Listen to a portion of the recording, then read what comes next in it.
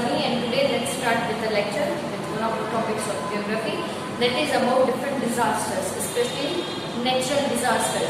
This is the chapter that we started in the last lecture. So on an average in last lecture I explained that there are two types of disasters. First is natural disaster, second one is human induced or man-made disasters, disasters which are created because of human activities. So right now we are seeing about what are the natural disasters, how those disasters happen on the earth. So three disasters we will be taking today. First is earthquake, second one is tsunami, and third one is, that is the most important one, that is volcanic eruption, how that happens. So on an average, if you are knowing that what is the interior of the earth, what kind of things are there in the interior of the earth, once you go deep down the earth, what kind of things, what kind of metals, what kind of minerals you will be getting, then this concept will become quite easy for you to understand. So first topic is earthquake. Let me be very much clear. The tremors of earthquake that we all felt for a few days, rather in the same month, in the month of July in Gujarat, not just only in Gujarat state but in the other states of the country also. Many of the tremors are being felt by us, and generally these tremors, the magnitude of the earthquake is measured with the help of seismograph, and the person who is knowing this particular instrument is known as seismographer. So on an average, let's go in there. The disturbance on surface due to earthquake. So on an average, what do you mean by the word earthquake? So I hope you all are quite well and very much aware of this particular word, that is earthquake, because up till now you must have read a lot. Whenever there is a tremor or whenever the epicenter is quite near of Rajkot, you must have heard a lot in news, you must have read a lot in newspapers and magazines about this earthquake. Generally, because of the tremors, because of the tectonic plates movement, because of the subduction process, or you can say forceful, when any particular plate goes under a particular plate, if we see the whole earth, then our earth has been divided into different tectonic plates. On an average, 10 to 11 tectonic plates are there, and India is one of the parts of it, a Eurasian plate that we know, and these plates are like moving constantly on the molten, you can say lava. Molten lava means what? That is known as lava, or you can say that is in the form of magma. So generally this is like the interior of the earth.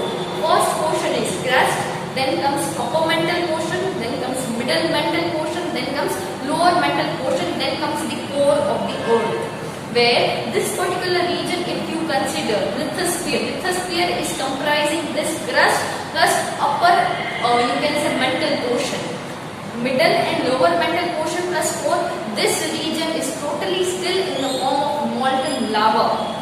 So here, if you consider the energy because of the tectonic plate movements, or you can say because of the intensity of the heat, because of the intensity of these types of, you can say, population, whenever water populates inside the land area, inside the crust area, generally because of the high temperatures availability in the interior part of the earth, that water is converted into vapor. That also pushes this particular magma to come on the surface area. Surface area means to come on the crust area. And generally the earthquake that happens a lot, frequently, and because of this tremors are felt. Generally these tectonic plates are having its movement. So because of this movement, particular you can say rays are, or you can say tremors are generated, and that particular region is known as the epicenter of the earthquake, and you can say destruction nearby epicenter is great, or rather greatest compared to other regions where tremors are felt. So on an average, if you see the theory behind volcano eruption and earthquake, on an average it is like one causes the another one. Even tsunami also, because of the earthquake under the water region, yes, that happens on the seabeds, or you can say under the seabeds also, this tsunami occurs. So on an average, these disasters are like interlinked with each other. So yes, earthquake generally that is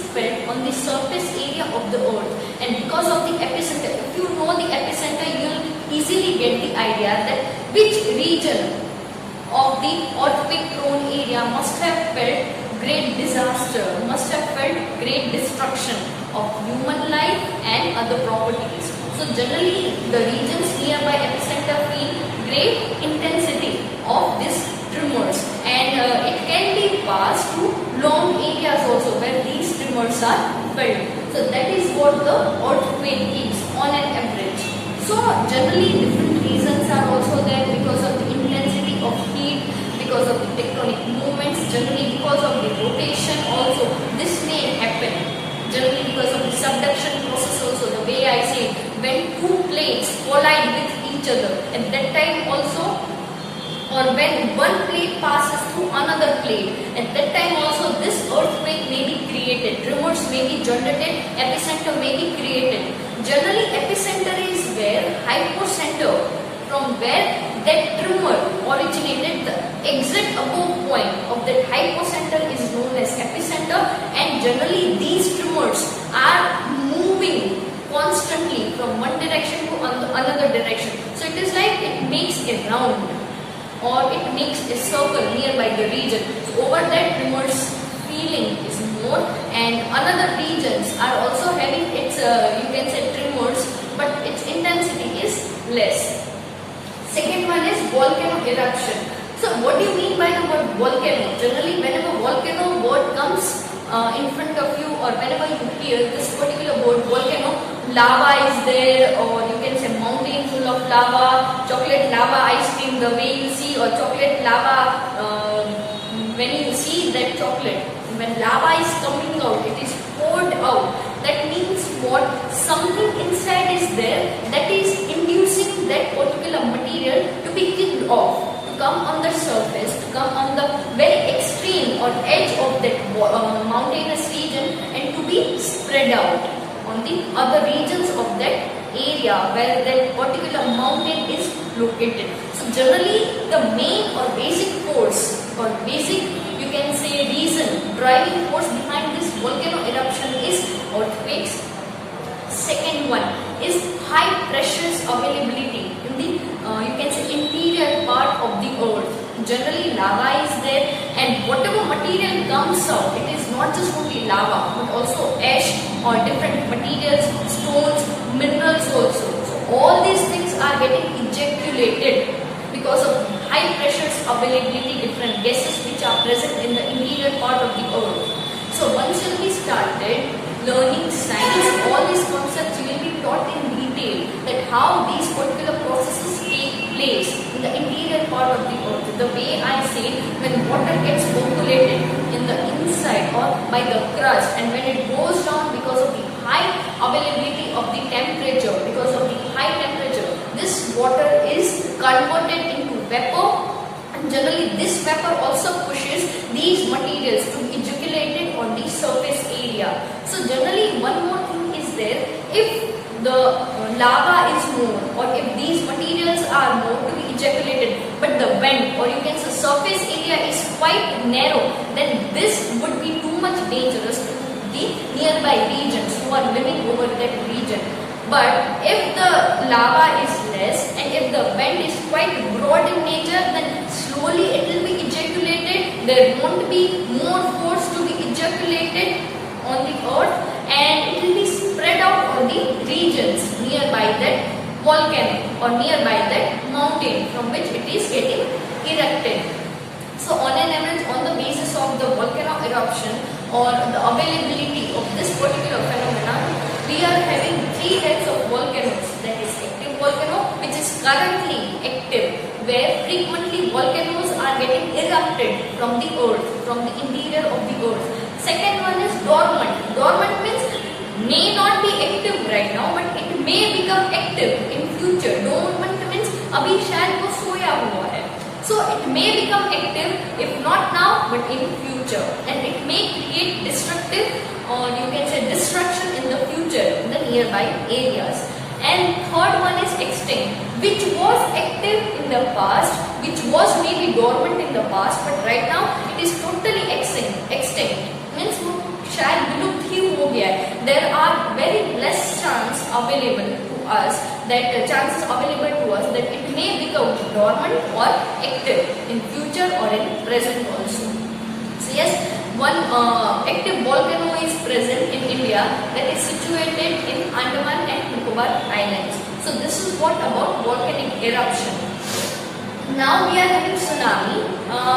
You must be watching the videos which was there in Japan. So on an average, if you consider the tsunami of Japan which had stricken the island of Japan in 2011, it was totally, or you can't even imagine about the destruction, the heights of destruction that it had brought with it. So generally the main cause behind the tsunami is earthquake under the sea beds. So when two again plates collide with each other, at that time big waves are generated. One, or you can say water gets displaced from one place to another place, or you can say because of the whirlwind winds which are present in the water, that also creates tsunami. And generally there is no such word like tsunami, but it is a Japanese word for destructive waves. It is nothing else but big, long and high destructive waves that is created because of the energy and force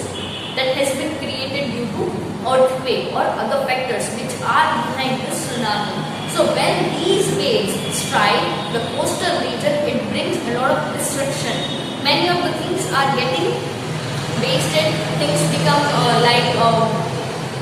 it is having its things become motionless whenever there is tsunami. So yes, in India also we have faced these types of situations nearby the coastal regions. Whenever cyclones are there, whenever there are thunderstorms, or you can say typhoons are there into different regions, these cyclones are known with its regional names. In many of the parts of the world is known as typhoon, thunderstorm, cyclones, etc.